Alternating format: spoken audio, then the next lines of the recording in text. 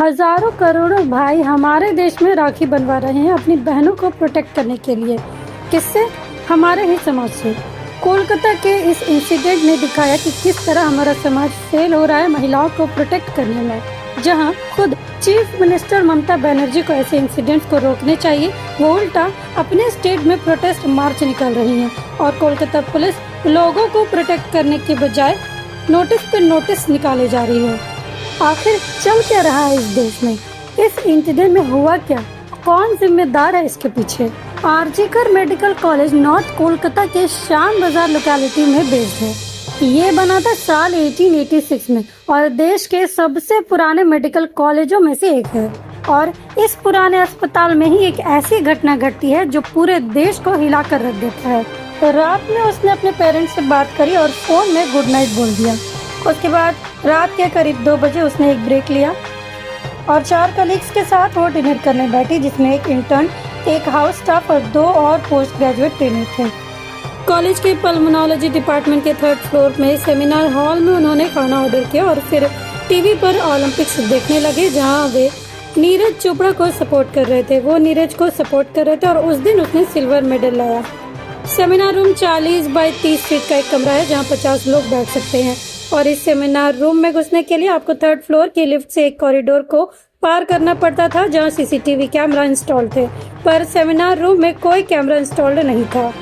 Event खत्म होने के बाद सभी सेमिनार रूम छोड़ देते हैं, पर वो लड़की थकावट की वजह से उधर ही सो जाती है। रात के करीब 3 बजे एक इंटर्न उसे जगाता जरूर है एक रिपोर्ट दिखाने के लिए, बस वो आखिरी बार उसे जिंदा देखा गया था। अगले दिन सुबह 7:30 बजे 31 साल की पोस्ट ग्रेजुएट ट्रेनी की बॉडी मिलती है उसी हॉल में करीब 10 इंजरी मार्क्स के साथ। उसकी बॉडी सेमी नेकेड होती है और उनकी आंखों और प्राइवेट पार्ट से खून भी निकल रहे होते हैं। सुबह के 10:53 में हॉस्पिटल के असिस्टेंट सुपरिटेंडेंट ने उस लड़की के पेरेंट्स को कॉल कर बोलते हैं कि जल्दी हॉस्पिटल आना होगा, आपकी बेटी की तबीयत खराब है। फिर करीब 22 मिनट बाद 11:15 में वही सेम व्यक्ति पेरेंट्स को वापस कॉल करता है और बोलता है कि आपकी बेटी ने आत्महत्या कर ली है। इंसिडेंट के सामने आने के बाद कोलकाता पुलिस इन्वेस्टिगेशन में जुट जाती है। साथ ही chief minister Mamata Banerjee family से बात कर कहती है कि उनको स्पीडी जस्टिस मिलेगा, पर अब प्रोटेस्ट भी स्टार्ट हो जाते हैं। इसके बाद देश भर के मेडिकल कैंपस में प्रोटेस्ट स्टार्ट हो जाते हैं। सारा police station team including homicidal wing और फॉरेंसिक डिपार्टमेंट ने इन्वेस्टिगेशन के बाद अननेचुरल डेथ का केस रजिस्टर किया, पर फैमिली की पुलिस कंप्लेंट के बाद केस को बदल दिया जाता है रेप और मर्डर केस में। फिर पुलिस की टीम सारी सीसीटीवी फुटेज चेक करने लग जाती है, जिसके बाद इन्वेस्टिगेशन स्टार्ट होती है। उस रात 5 लोग नाइट ड्यूटी पर होते हैं, उन सभी को सेपरेट किया जाता है और एक एक करके इन्वेस्टिगेशन की जाती है। और फिर री एग्जामिनेशन प्रोसेस में एक बंदे पर फोकस करते हैं जो शॉर्ट्स और स्लीवलेस टी-शर्ट पहने हुए 3rd फ्लोर सेमिनार हॉल में सुबह 4 बजे घूम रहा था। उसके कंधे पर सीसीटीवी कैमरे में ब्लूटूथ एयरफोन्स दिखाई देते हैं। ये डिटेल इम्पोर्टेंट है क्योंकि हॉस्पिटल आउटपोस्ट का एक पुलिस ऑफिशियल इस बंदे को आइडेंटिफाई करता है, जिसका नाम है संजय रॉय। लोकेशन ट्रेस कर संजय को पकड़ा जाता है और तहकीकात में पुलिस संजय से उसके ब्लूटूथ ईयरफोन्स के बारे में पूछती है जो सीसीटीवी कैमरे में दिख रहे होते हैं। इस पर वो कहता है कि वो गुम हो गए हैं। इस पर जब पुलिस संजय के ब्लूटूथ को ऑन करती है, उस फोन का ब्लूटूथ ऑटोमेटिक कनेक्ट हो जाता है उस ब्लूटूथ ईयरफोन से जो उनको क्राइम सीन पर मिला था। इसके बाद पुलिस रिकॉर्ड में संजय सस्पेक्ट नंबर 1 हो जाता है और उसकी इन्वेस्टिगेशन स्टार्ट हो जाती है। वारदात की रात जब पहली बार संजय हॉस्पिटल में घुसा था तो उसने दारू पी रखी थी। वो रात के 11 बजे फिर हॉस्पिटल को छोड़ता है और दारू पीने वापस आता है। सुबह के 4 बजे कोलकाता पुलिस ने कहा कि संजय ने कन्फेशन कर ली है। एविडेंस के लिए संजय की बॉडी में कई इंजरी मार्क्स देखे गए, वहीं विक्टिम के नाखून के स्किन के सैंपल संजय के डीएनए सैंपल से मैच किए गए। कौन है संजय रॉय? संजय रॉय का परिवार उसे कलंक बुलाता है। कहा जाता है कि संजय 2 साल पहले आरजीकर अस्पताल में बावर्ची हुआ करता था और फिर 2 साल के लिए वो गायब हो गया और वापस आया तो खुद को कोलकाता पुलिस की तरह इंट्रोड्यूस करता था, यहाँ तक कि वो प्रिंसिपल संदीप घोष के क्लोज भी था। संजय के पकड़े जाने के बाद भी कई लोग खुश नहीं है क्योंकि उनका कहना है कि संजय ने ये काम अकेले नहीं किया है, बल्कि जो रियल कल्प्रिट है उसे छुपाया जा रहा है, क्योंकि ऑटोप्सी रिपोर्ट में जो ग्रूसम डिटेल्स हैं उसका मतलब है कि बस एक आदमी इन्वॉल्व नहीं था। इसी वजह से इन्वेस्टिगेशन अभी कंप्लीट नहीं हुई है, पर जो माहौल था वो ममता बनर्जी सरकार के खिलाफ चला जाता है जब लोगों को ये पता चलता है कि आरजी कर के प्रिंसिपल संदीप घोष को प्रोटेस्ट की 3 दिन बाद यानी 12 अगस्त को रजिस्ट्रेट करने की जगह ट्रांसफर करवा दिया जाता है कोलकाता नेशनल मेडिकल कॉलेज में, जहां वो प्रिंसिपल बन जाते हैं। बंगाल सरकार का गैर जिम्मेदाराना रवैया और पक्षपात देखते हुए केस को सीबीआई को ट्रांसफर कर दिया जाता है, पर सीबीआई ने अपना काम स्टार्ट भी नहीं किया था कि एक वीडियो वायरल हो रहा था कि सेमिनार हॉल के यानी क्राइम सीन के पास तोड़फोड़ की जा रही है ताकि एविडेंस डिस्ट्रॉय किया जा सके। इसके बाद डॉक्टर्स और मेडिकल स्टूडेंट्स ने 14 अगस्त को आज़ादी के एक दिन पहले रिक्लेम द नाइट मार्च नाम से साइलेंट प्रोटेस्ट शुरू किया, जो देश भर में बहुत ही पीसफुल थी। लेकिन सडनली आरजीकर अस्पताल में प्रोटेस्ट ने एक डेंजरस टर्न ले लिया। 12 बजे के बाद आरजीकर अस्पताल में वायलेंस देखने को मिला। कई अननोन लोगों ने बैरिकेड तोड़कर डॉक्टर्स को मैन हैंडल किया और हॉस्पिटल प्रॉपर्टी को तोड़ डाला। बीजेपी सेक्रेटरी शुभेंदु अधिकारी ने कहा कि ये गुंडे तृणमूल कांग्रेस के गुंडे थे, जबकि ममता बनर्जी ने कहा कि ये लोग सीपीआईएम और बीजेपी के गुंडे थे।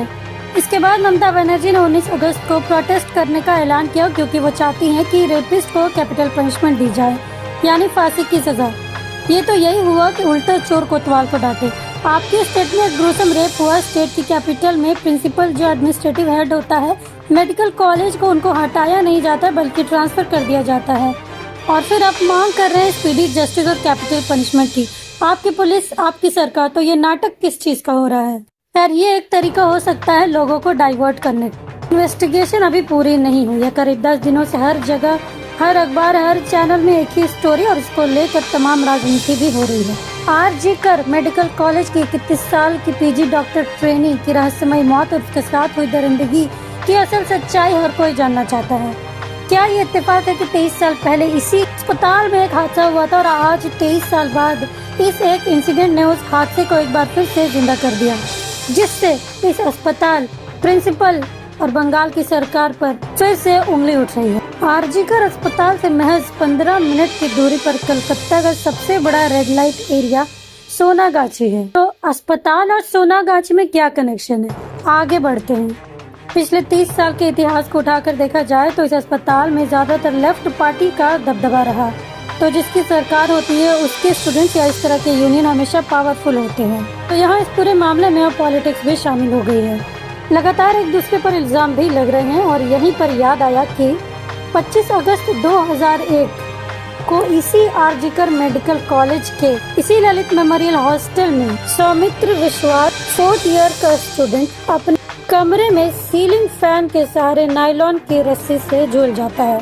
इस खुदकुशी पर कई सवाल खड़े हुए, क्योंकि गर्दन से पंखी तक की रस्सी जो साइज था वो बहुत छोटा था, जिससे खुदकुशी कर पाना अकेले इंसान के लिए बहुत मुश्किल था। हालांकि कोलकाता पुलिस ने खुदकुशी कहकर क्लोजर रिपोर्ट लगा दी। सौमित्र के माता पिता इस बात को मानने को तैयार नहीं थे। वो सरकार, कोर्ट कचहरी के बहुत से चक्कर लगाए, कहा ये खुदकुशी नहीं बल्कि एक मर्डर है और उसके पीछे एक बहुत बड़ा रैकेट है, और वो रैकेट है पोर्नोग्राफी का, अश्लील फिल्मों के धंधे का रैकेट, जिसके साथ आरजीकर अस्पताल जुड़ा हुआ है। किसी तरह ये जांच कोलकाता सीआईडी को पहुंची और 3 साल बाद पुलिस ने एक लड़की को गिरफ्तार कर लिया, मगर साक्ष्य की कमी से कोई फैसला न आ सका और सौमित्र की मौत या खुदकुशी पहेली बनकर रह गई। लेकिन आज 23 साल के बाद ये केस फिर से जिंदा क्यों हुआ, इसका खोलता हुआ सच अब आपको बताते हैं। सौमित्र की मां ने बकायदा अपनी अर्जी में ये लिखा था कि सौमित्र की मौत में खुदकुशी नहीं है बल्कि कत्ल है। अस्पताल के डॉक्टरों का हाथ है इसमें, उसके कुछ तथाकथित दोस्त भी हैं और उन्होंने इसको मारा और सुसाइड का रंग दिया है। इस अस्पताल में एक पोर्नोग्राफी का पूरा रैकेट चलता है और बकायदा इस अस्पताल के कई हॉस्टल के कमरे, यहाँ तक कि जिस सेमिनार हॉल में जूनियर डॉक्टर की लाश मिली उस सेमिनार हॉल का भी जिक्र कंप्लेन में किया गया है। हॉस्पिटल के रूम नंबर 15 फर्स्ट फ्लोर इसी ललित मेमोरियल हॉस्टल का नाम भी दिया गया है। यहाँ पे शूट किया जाता है अश्लील फिल्मों का। साथ ही हॉस्टल के कमरे में ट्राइपॉड और रिफ्लेक्टर का मिलना इस बात को संकेत देता है कमरे में फिल्म प्रोड्यूस किए जाते हैं। अब वापस चलते हैं सोनागाछी की तरफ। आरजीकर मेडिकल कॉलेज अस्पताल से 15 मिनट की दूरी पर कोलकाता का सबसे बड़ा रेड लाइट एरिया सोनागाछी है। तो ये लोग वीकेंड में अच्छा, सैटरडे और संडे जब काम कम होता है, ओपीडी नहीं होती है, तो वहाँ से सेक्स वर्कर को बुलाकर पूरी फिल्म शूट करने के बाद किसी नामचीन मॉडल जो किसी ए, बी या सी कैटेगरी या हिंदी फिल्मों में काम करती उनकी तस्वीर को इम्पोज कर दिया जाता था और इस तरह से एक धंधा चलने लगा। कई बार ऐसा भी हुआ कि सेक्स वर्कर उस वक्त अवेलेबल नहीं हुई, फ्रेश डेड बॉडी को ही इस काम में लगा दिया। यहाँ तक कि जूनियर लेडी डॉक्टर्स की तस्वीर भी ऐसे फिल्मों में इम्पोज किए जाने लगे। धीरे धीरे सभी स्टूडेंट्स को इस बात का पता चलने लगा, पर सब ने अपने फ्यूचर को ध्यान में रखते हुए पंगा मुनासिब न समझा। ऐसे में सौमित्र की खुद की अपनी तस्वीर और उसकी एक महिला मित्र की तस्वीर भी ऐसे ही किसी एक फिल्म में सुपर इम्पोज कर दी गई, जिसके बगावत करने पर सौमित्र को हमेशा के लिए मौत की नींद सुला दी गई।